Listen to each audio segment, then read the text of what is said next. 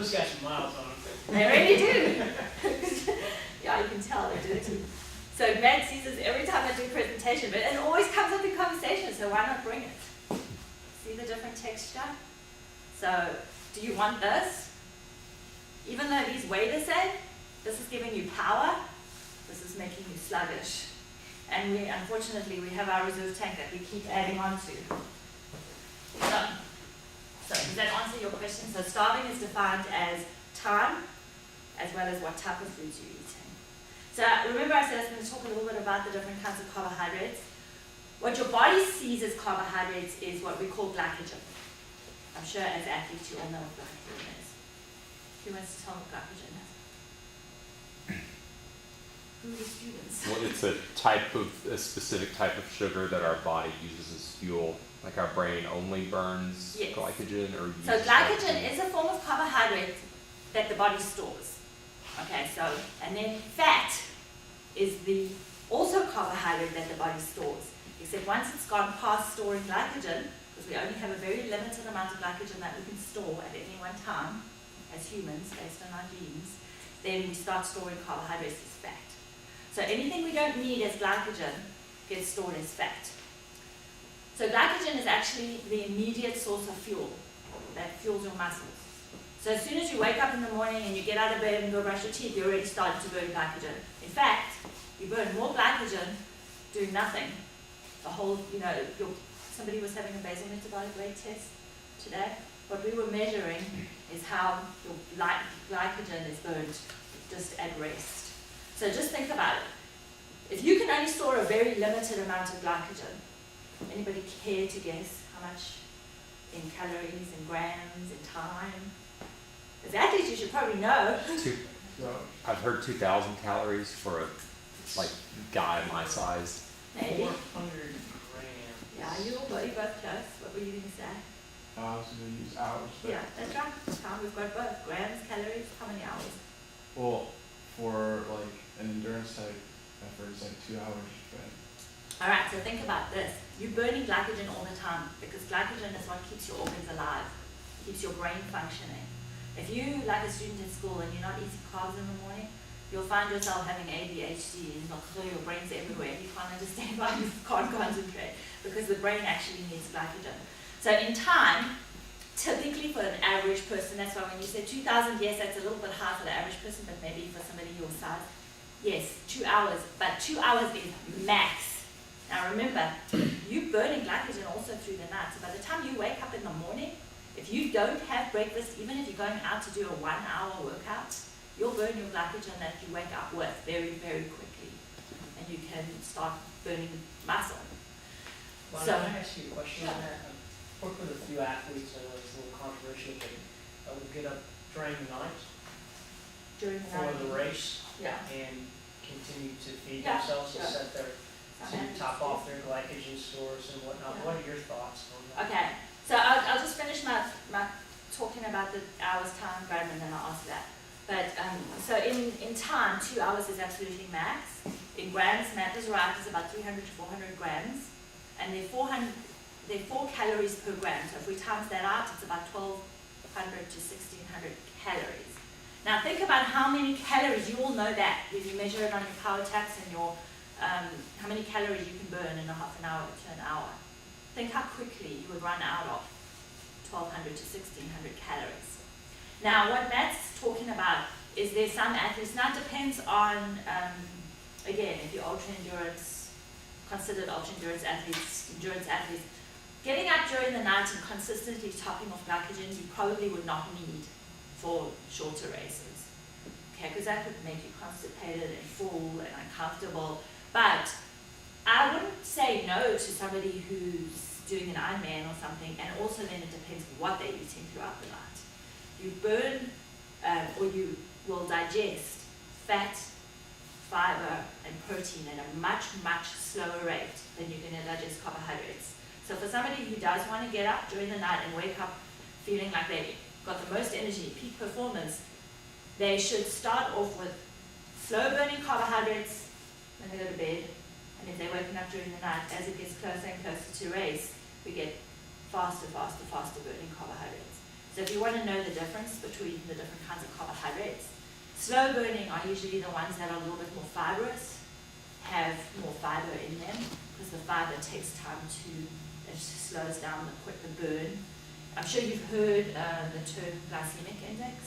That tells you how quickly the carbohydrate causes blood sugar. Now blood sugar is also helping spare glycogen. So that's why athletes do that. Because if you keep your blood sugar high, you can spare glycogen a little bit longer. And we talk about sparing glycogen, that's why we fuel during a race. Because remember, we're burning up 300-400 grams, 12 to 1600 calories, the same thing, very quickly. But if you keep your blood sugar high, then it will use blood sugar at the same time as glycogen before it goes into burning fat stores. Make sense? Okay. Now, does that answer your question? It did. It is controversial, but there are some really good benefits for it depending on your sport and what you're actually eating. For you guys, if you're just short course, I wouldn't suggest it. I wouldn't disrupt your sleep patterns. Yeah, exactly. That's another part of the controversy there, is that you want to be, sleep is also really, really important. And you can have very quick burning carbs right before a race, which will do pretty much the same thing as eating throughout the night. It's just for very long course, they think they can get a little bit more out of it. But again, what happens, what a lot of athletes can do is they can actually train their bodies, just like you train for races and you get better. You can actually train your bodies to be able to hold on to a little bit more glycogen. So people, like the really, really elite athletes, like the Lance Armstrong, I hate bringing up that name. You're going to be stuck with it for a while. I know, but they actually can train their bodies to hold on and spare glycogen a lot longer. So, but they, some of, even though there's drugs involved in some of this, what we're talking about, they're still superhuman. I still consider some of these guys superhuman. I mean, I was watching in my spin class, somebody brings Kona videos to watch. It just happened to be today. I was watching one of the Kona. I've actually been to one and been there live watching, but just watching it on video, how they like focus on these stories and that. And you just watch these people, especially if you've done an Ironman before, and you're like, these guys are like, they're absolutely superhuman. So, but anyway, they do train their bodies in different ways, just like you train for endurance, for intervals, for speed work, for baseballs, in different ways. You can actually train your body as well to spare glycogen for a lot longer. And would you say some athletes have a genetic propensity? Absolutely. I mean, that's who these superhumans are. I mean, sometimes some of us, no matter how hard we try, and I know you always used to tell me, because I'm one of those, total recreational, love to do it because I like to get into your heads, never going to be you guys, but I tell, and it's understanding the mental side of the sport. But Matt always used to say to me, well, sorry, you didn't win the parent lottery, because genetics is a huge factor in a lot of our lives. So you have a question? Yeah, so how would you train that? Your glycogen, it's very similar to what you do with like interval training. You keep pushing the limits. Like every now and then, say every 6 weeks or so, you would like starve yourself before a really hard workout or something. I wouldn't suggest that all the time because you pass out. But yeah, you kind of push the limits just like you do with your regular workouts. You're pushing the limits. But with food, don't do it too often because your body will start storing fat. But like just say you're fueling, we'll talk about fueling during, just say you're regularly fueling and you're getting 30 grams of carbs or so every half an hour, once every 6 weeks. Go out for a long run and you don't eat anything. It'll be the hardest ride or race, but that's how you do it. So it takes time to do it. With training, one of the things you're doing with aerobic level training is keep training your body to access and utilize fat as a fuel source. So that's why a lot of reasons we put athletes through aerobic base phases that are 12, sometimes 16 weeks long, is to get their bodies adjusted to burning more fat as a fuel source and sparing glycogen. Yeah. So a lot of it has to do with your training as well. Yes, absolutely. A lot of it is your training. So you don't even have to think about it as from a nutrition point of view. But a sports dietitian may tell you, say, every 6 weeks or so, just like you change out your training routine. Change out your eating routine just like one time in a training, not in a race, in a training day, in a hard training day. So would you want to try to maintain like a certain heart rate or power on that ride, or just kind of, Yeah, you don't want to pass out or anything. Right. Yeah, and also you low because, again, here's where it comes into what intensity of your workout burns a different base of fuel.